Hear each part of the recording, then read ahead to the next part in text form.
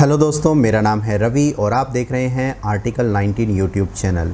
बात 1940 की है, जब हमारा देश आज़ाद भी नहीं हुआ था और पड़ोसी देश चीन में एक क्रांति हुई थी जिसको लाल क्रांति कहा जाता है। वैसे मैं आप लोग को बता दूं कि इसको चीनी क्रांति भी कहते हैं।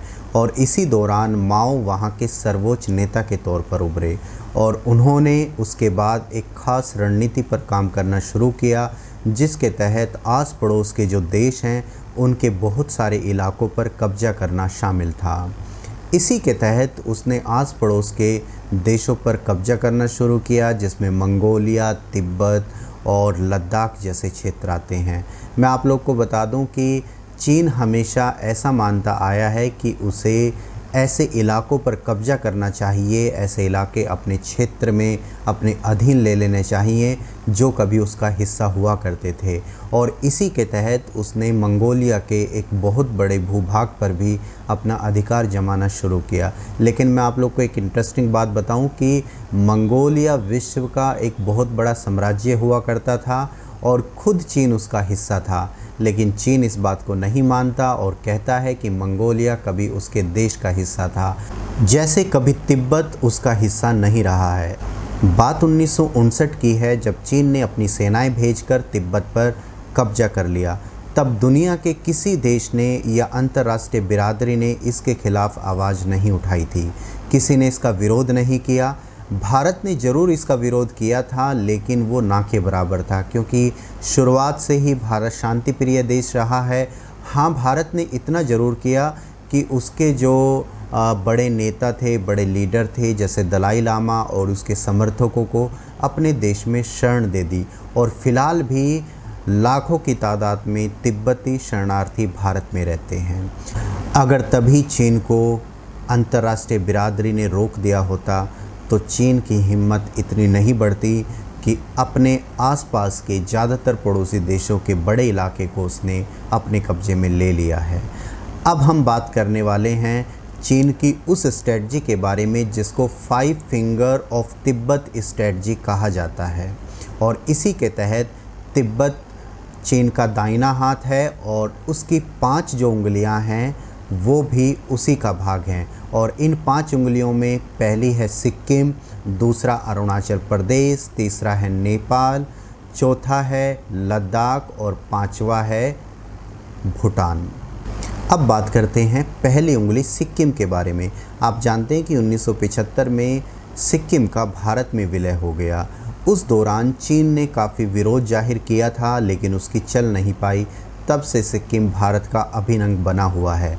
लेकिन इससे जुड़ी सीमा पर चीन की फ़ौजें हमेशा घुसपैठ करने की कोशिश करती रहती है और वहीं पर जमावड़ा बनाए हुए हैं। दूसरी उंगली है अरुणाचल प्रदेश। जब 1962 में भारत चीन के बीच युद्ध हुआ तो चीन की फ़ौजें इस इलाके में काफ़ी अंदर तक घुस आई थी और अब अरुणाचल के एक बड़े भूभाग पर चीन का कब्जा है। इस इलाके को नेफा भी कहा जाता है और चीन इसे अपना मानता आया है। उसका दावा है कि ये इतिहास में उसका भाग हुआ करता था, लेकिन अब तक ऐसे कोई साक्ष्य नहीं मिले हैं। तीसरी उंगली है नेपाल। एक ज़माने में नेपाल ये दावा करता था कि चीन उसका सबसे बड़ा दुश्मन है, क्योंकि जिस तरह उसने तिब्बत पर कब्जा किया है उससे वो बहुत आहत है। हालांकि नेपाल के एक बड़े इलाके पर चीन हमेशा दावा करता आया है। तब चीन के डर से बचने के लिए नेपाल ने भारत को सैन्य मदद तक करने की गुहार लगाई थी। लेकिन अब हालात ये हैं कि नेपाल भारत को आंखें दिखा रहा है।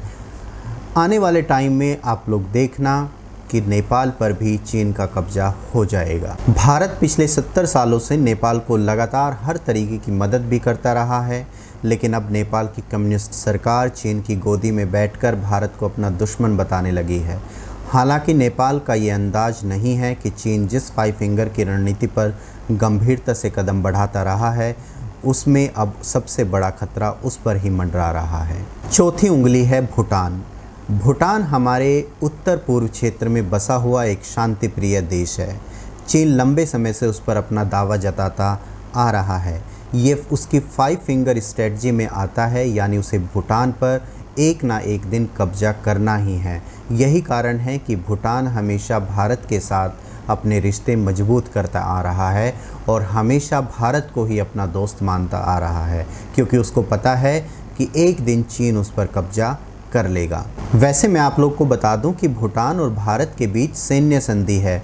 भारत इस संधि के तहत पूरी तरह भूटान को सैन्य मदद प्रदान करता है। भारतीय सेनाएं उसकी सुरक्षा का काम करती है।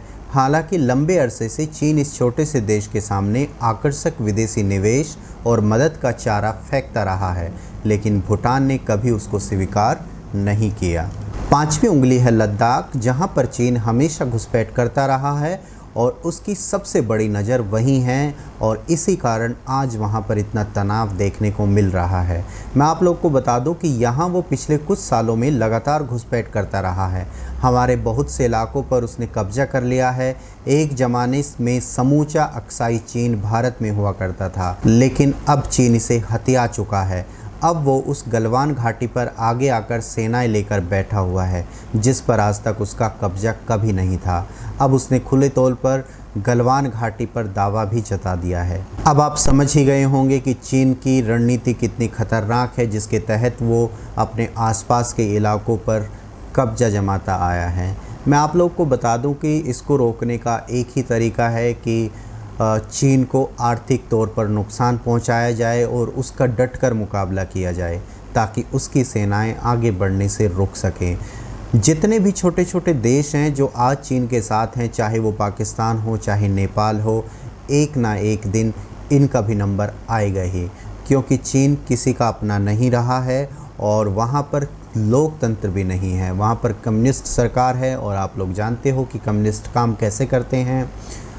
तो ये था आज का हमारा पॉइंट। अगर आपको ये पसंद आया है तो इसे लाइक करें, शेयर करें, सब्सक्राइब करें। Thank you.